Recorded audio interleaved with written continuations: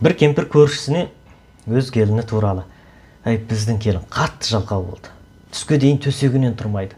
Тіпті тамақтың өзін ұлым бөлмесіне апарып береді" деп шағынады.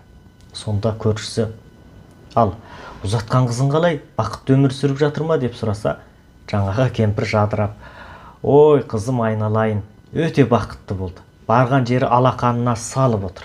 Үй жұмысына да араласып кетпейді. Түске дейін ұйықтап, ұйқысы әбден қанғанда айналайын мың болғыр күйеу балам тамағына дейін дайындап бөлмесіне жеткізіп береді. Ішкені алдында, ішпегені артында бір рахат өмір сүріп жатыр" деп мәз бола сөйлеген екен. Отбасындағы ұсақ-түйек кикілжіңнің көбі өзімдікі дұрыс деп сіресіп алудан, өзгенің тұрғысында ешқашан ойламаудан келіп шығады. Қазақта тырнақ астынан кір іздеу деген сөз бар.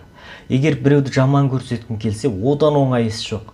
Бірақ араздықпен, өз адамын сыртқа жамандаумен ешқандай отбасы бақытты болып көрген жоқ. Егер біз бас жарылса бөрік ішінде, қол сынса жең ішінде деп жасырып кететін қазақы тектілік пен берекеге шақырсақ, аз ғана өмірді әлде қайда көркем еткен болар едік.